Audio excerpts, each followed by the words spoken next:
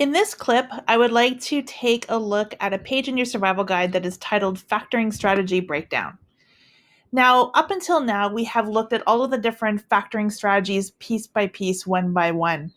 But ultimately, what I want to be able to do is give you a polynomial and have you know what strategy to use if you're going to factor that polynomial. So there is a little bit of some little tricks that you can use to help you determine what method to use for the polynomial that you're working with. So first thing that you always want to do, no matter what, is you want to look for a greatest common factor. So we always start with common factoring as our first strategy. So even if you're looking at a polynomial and you know that it is a trinomial or you see that it's a difference of squares, I still want you to look for a common factor first, because if you can pull out a common factor, you're going to make the overall polynomial simpler to work with, and working with smaller numbers is always a good thing. Okay, so number one, always look for a common factor first. Okay. For some polynomials, a common factor is all you'll be able to do. You'll take a look, you'll pull out a common factor, and then you'll be done. However, sometimes you'll pull out a common factor and you'll be able to factor it further.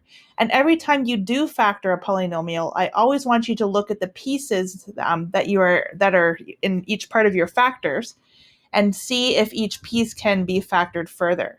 Okay.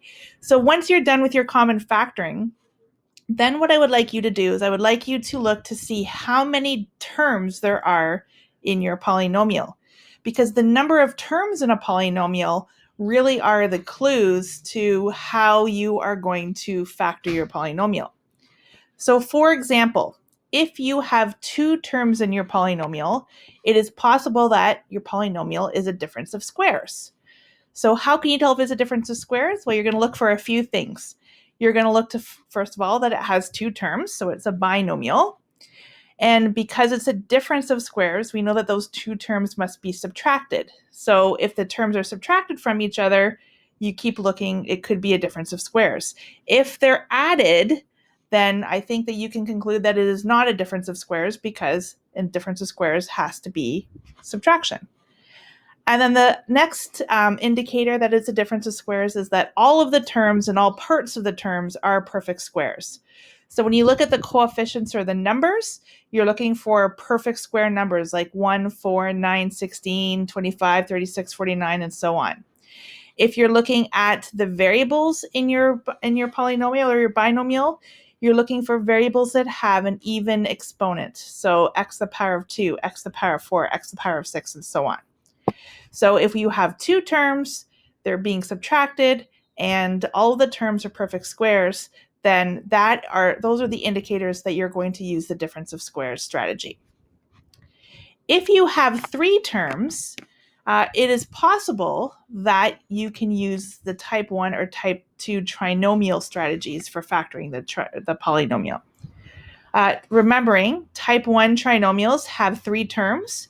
The leading coefficient of a type 1 trinomial is 1, and it tends to follow the pattern x squared plus a number times x plus a number. So we're looking for that pattern, x squared x number.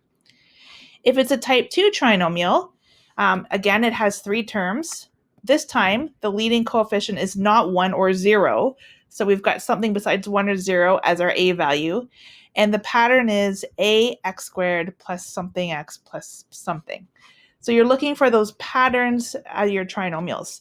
And again, it is possible to have a trinomial that you can't use the Mann method on, but these are some indicators that you might be able to use that method. And then finally, if it has an even number of terms, so if it has 4 terms or 6 terms or 8 terms, you might be able to factor the polynomial by grouping. Okay. So what you might want to do is, so if it has 4 terms or 6 terms or an even number of terms, cut it down the middle, factor each side, and see if you can find that common factor, which is always the goal, on the left side and the right side. And if you do, then you can use the factoring by grouping strategy.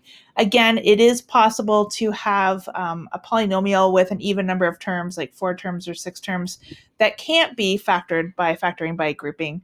But it's always something that you could try if you do see an even number of terms in your polynomial. Okay, so quickly recapping, you always look for your common factor first. If it's got two terms, you determine if it's a difference of squares.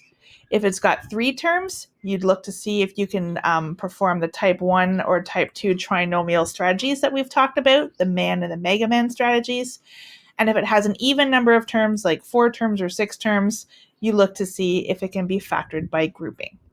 And on your survival guides, I have left some places for you to include some examples. So we've done lots of practice over the last couple days about or using all of these different strategies.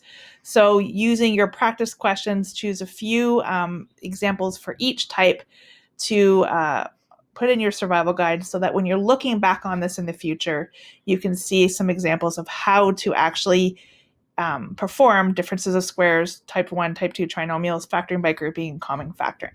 Okay? And then the last point here is a really, really important one, and I just want to stress this. Once you're done factoring, you always want to look to see if your factors can be factored further.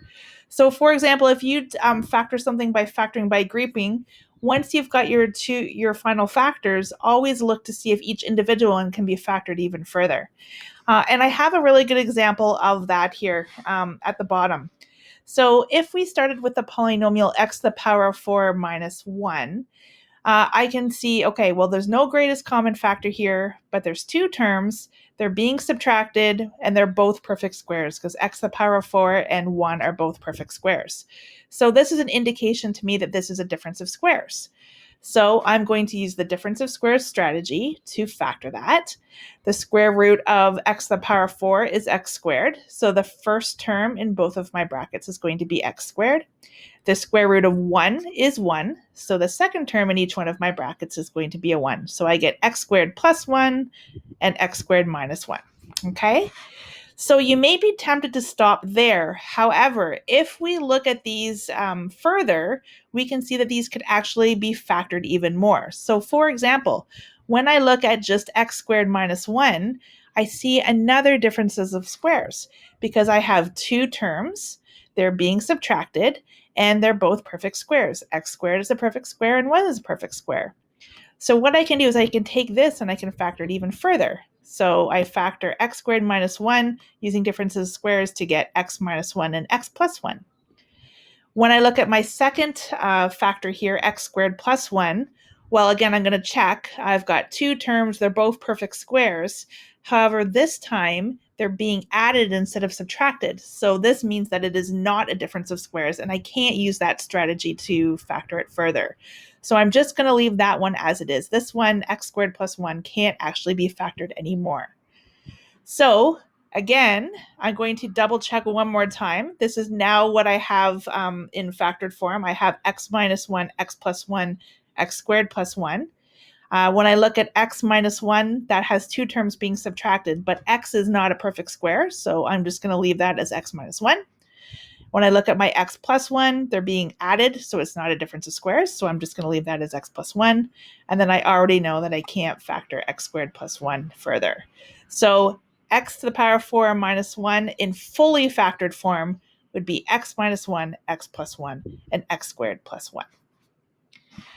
So I would love for you to take a few minutes at some point and make sure that you get in kind of these indicators of how you might be able to tell what strategy to use when you're factoring.